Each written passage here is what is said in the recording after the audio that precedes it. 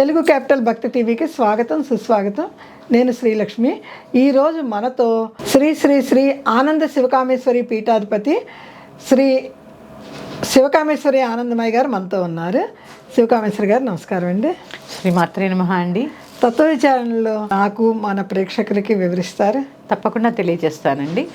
Telugu capital భక్తి TV వీక్షిస్తున్న ప్రేక్షకులందరికీ శ్రీమాత్రే నమః. చింతామణి గృహాంతస్థ అనే నామం గురించి చెప్పుకున్నాం. ఇప్పుడు పంచబ్రహ్మాసన స్థిత ఆవిడ ఉండే ఇల్లు గురించి చెప్పుకున్నాం. ఇప్పుడు ఆవిడ కూర్చునే కుర్చీ గురించి చెప్పుకుందాం. ఆసనం ఏమైంది? సింహాసనం. ఇక్కడ ఏ సింహాసనం మీద కూర్చుంది? చింతామణి గృహంలో. అంటే అమ్మ పరమ దయామూర్తి, ఏ కోరికలైనా కోరితే తీర్చేటటువంటి శక్తి ఉంది కాబట్టే చింతామణి గృహంలో వసిస్తోంది. ఇక్కడ ఏ ఆసనం మీద కూర్చుంది అంటే పంచబ్రహ్మాసన స్థిత, పంచబ్రహ్మములచే ఏర్పడినటువంటి ఆసనం మీద కూర్చున్నటువంటి తల్లి. స్థిత కూర్చుని ఉంది, ఆసన స్థిత కూర్చుని ఉంది. మరి ఆ పంచబ్రహ్మలు ఏంటి అని తెలుసుకునే ప్రయత్నం చేద్దాం. అవును, పంచబ్రహ్మలు అనుకుంటూ ఉంటాం, మణిదీపంలో చెప్తూ ఉంటాం కదా అని వివరం తెలియదు. చింతామణుల మందిరమందు పంచబ్రహ్మల మంచము పైన సదాశివుడు తో నివసిస్తుంది అని చెప్పుకుంటూ ఉంటాం. అసలు ఆ పంచబ్రహ్మలు అంటే ఏంటనేది తెలుసుకుందాం. 5 సంఖ్యకి ఎంత, అందుకే ఆవిడ యొక్క ధ్యాన శ్లోకంలో ఇవన్నీ మనకు ముందు ధ్యాన శ్లోకంలో చెప్పారు. అందుకనే పంచమి తిథి. అలాగే ఆవిడ కుడి చేతిలో ఏముంటాయండి? కుడి చేతి కింద చేతిలో ఏముంటాయి? కుడి చేతి కింద చేతిలో పంచబాణములు ఉంటాయి. పంచబాణములు, పుష్పబాణములు ఉంటాయి. శబ్దస్పర్శ రూపరసగంధములనే 5 ఉంటాయి. చూడండి 5. ఇక్కడెక్కడ కూర్చుంది? పంచబ్రహ్మాసన స్థిత. ఎవరు వీళ్ళు అంటే బ్రహ్మ, విష్ణు, రుద్ర, ఈశ్వర, సదాశివులనే పంచబ్రహ్మలు. బ్రహ్మ, విష్ణు, రుద్ర, ఈశ్వర ఏమో మంచం కోళ్ళు, ఈ సదాశివుడేమో మంచం పైన సీటు. వీళ్ళ మీద కూర్చుని ఉంది. ఎంత శక్తివంతురాలంటే అక్కడ చూడండి, వీరు అమ్మ కూర్చుంటేనే పంచప్రేతాసనాసీన. అమ్మ కూర్చుంటేనే పంచబ్రహ్మలు, అమ్మ లేకపోతే ప్రేతములు. పంచప్రేతాసనాసీన ఆవిడ ఉంటేనే కదండి శక్తి, ఉంటేనే ఊపిరి, ఉంటేనే ఏదన్నా. ఇప్పుడు నేను చిన్నప్పుడు ఒక సినిమా చూశానమ్మా, నాగేశ్వరరావు గారి సినిమా. నేను ఎప్పుడు అది గుర్తు చేసుకుంటూ ఉంటాను. నామ్దేవ్ అని భక్తుడు, మీరు వినే ఉంటారు, మహారాష్ట్ర.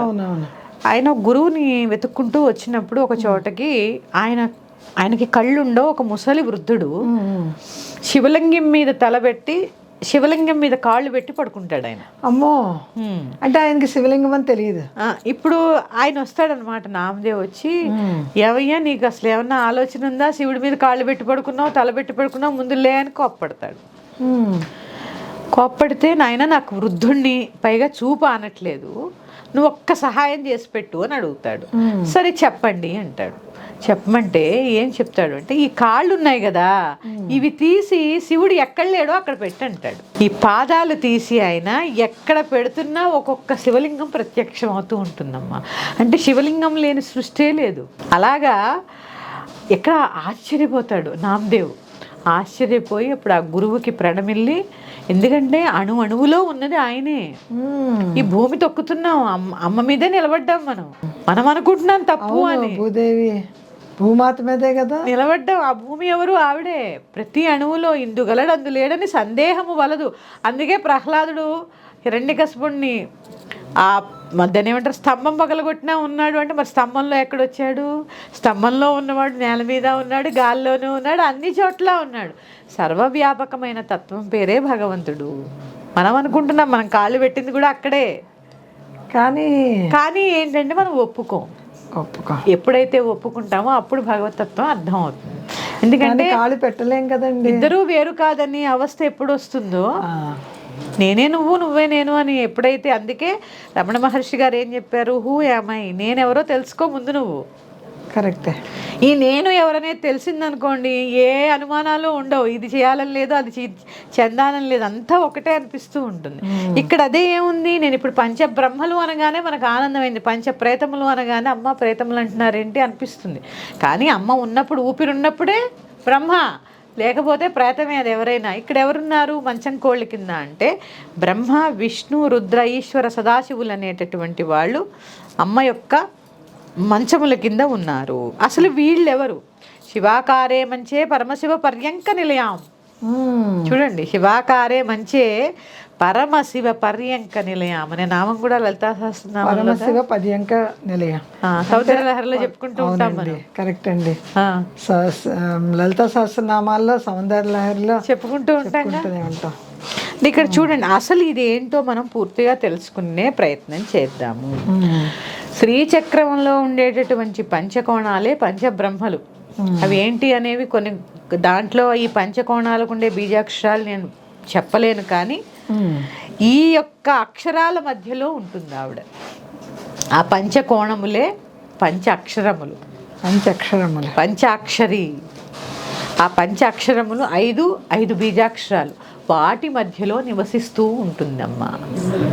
ఎలా ఉంటుంది? వీటిని ఈ పంచాక్షరాలని అధిష్ఠించి ఉంటుంది కాబట్టి సృష్టి మొత్తము శ్రీచక్రం అనుకున్నాం. సృష్టి మొత్తం శ్రీచక్రం. ఈ శ్రీచక్రంలో అమ్మ ఉంది స్థానాల్లో. అమ్మకి పంచకోణాల మధ్యలో ఉంది. ఏంటవి అంటే ఆ పంచబ్రహ్మలు ఏంటి అవి? తూర్పు, పడమర, ఉత్తరం, దక్షిణం, ఊర్ధ్వం. 5 చూడండి, 5 సృష్టి, స్థితి, లయ, తిరోధాన, అనుగ్రహ అనే కృత్యములు 5. సృష్టి, స్థితి, లయ, తిరోధాన, అనుగ్రహములనే 5. అక్షరాల దగ్గరికి వచ్చేసరికి కాచాట, తప అనే 5. ఇవన్నీ 5 కదా? అవును కదా. ప్రతి అక్షరంలో అమ్మ ఉంది. 5. అవును, అక్షరమాల. ఆమె వర్ణమాలలో ముఖ్యమైనవి ఏంటి? కచట తపలు. కచట తప, భూమి, అగ్ని, వాయువు, తర్వాత ఆకాశము, జలము. 5. శబ్ద, స్పర్శ, రూప, రసగంధములనే 5. ఇంకా లోతుగా చెప్తే ఈ పంచబ్రహ్మలు మనలో ఎక్కడున్నాయి? వాయువు, ప్రాణవాయువు, వ్యాన, అపాన, ఉదాన, సమాన అనే 5 వాయువులు మనలో ఉంటేనే బ్రహ్మలము. ఈ 5 వాయువులు మన నుంచి తొలగిపోయినప్పుడే ఆ 5 వాయువులు మనలో ఉంటే శివ, 5 వాయువులు బయటికి వెళ్ళిపోతే శవ. అంతే కదండి. ఊపిరిన్నంత వరకే, మరుక్షణం ఒక్క క్షణం కూడా ఉంచరు. ఇప్పుడు అర్థమైందా అమ్మ? పంచబ్రహ్మాసన స్థిత అనే నామంలో మామూలుగా మనం ఏంటి, ఈ 4 కోళ్ళు అమ్మవారి యొక్క మంచం మీద కూర్చుని ఉంది, సదాశివుడిని అధిష్ఠించి ఉంది అని చెప్పుకుంటూ ఉంటాం. ఈ 5 ఏంటి అనేది తెలిస్తే అమ్మ ఎక్కడ ఉంది? మనలోనే ఉందని అర్థం. అట్లా ఇప్పుడు నిజమండి. అపాన వాయువు కింద ఉంటుంది, ప్రాణవాయువు పీలుస్తూ ఉంటాం, యానం మన చుట్టూ ఉంటుంది. ఈ వాయువులేనే మనం లేవు. నిజమే నిజమే. ఇది అందుకని పంచబ్రహ్మాసన స్థిత. ఏంటి మరి ఇంకా ఉంది ఇందులో? ఇంకా ఇది స్థూల శరీరంగా మనం చెప్పుకున్నాం. సూక్ష్మంగా ఏముంది? తత్వ విచారణ అన్నానుగా నేను, చెప్పాలిగా ఆ తత్వం చెప్పాలి కదా. సూక్ష్మంలో ఏముంది అంటే అంతవరకు తెలుసు. సూక్ష్మంలో ఏముంది? మూలాధారం, స్వాధిష్టానం, అనాహతం, విశుద్ధి, ఆజ్ఞ, సహస్రారం అనేటటువంటి 7 చక్రాల్లో మీద ఉంది చెప్పానమ్మా. నేను చెప్పాను విష్ణుగ్రంథి విభేదిని, బ్రహ్మగ్రంథి విభేదిని, రుద్రగ్రంథి విభేదిని. బ్రహ్మగ్రంథిలో ఏమున్నాయి? మూలాధారము, స్వాధిష్టానము. విష్ణు గ్రంథిలో ఏమున్నాయి? మణిపూరము, అనాహతము. ఈ 4 విడిపోతేనే రుద్రగ్రంథి భేదనం జరుగుతుంది. ఆ శివస్థానాన్ని చేరుకోగలం. ఇది విడిపోవాలి. గ్రంథి అంటే ముడి అని అర్థం.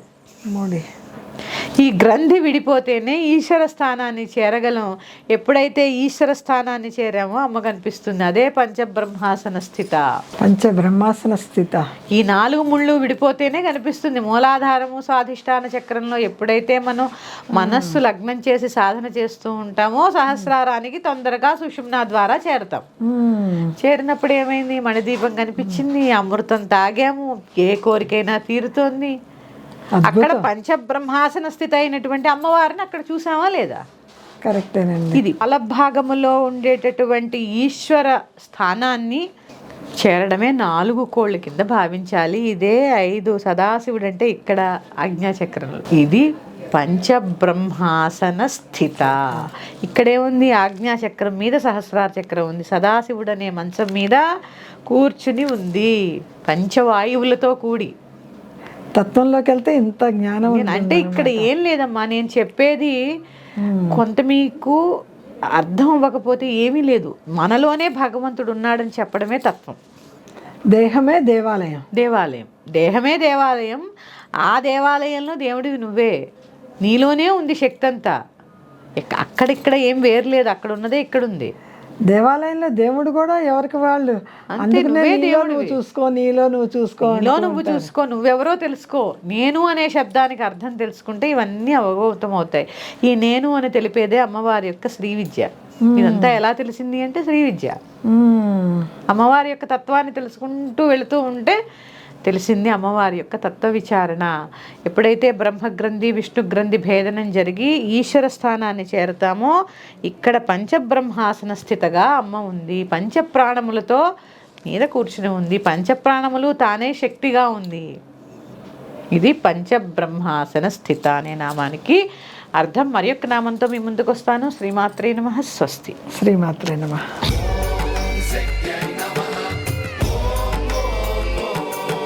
సదాశివ కుటుంబంలో ఈరోజు అమ్మవారు పుస్తక రూపంలో ఎవరింటికి వస్తుందో మనం తెలుసుకుందాము.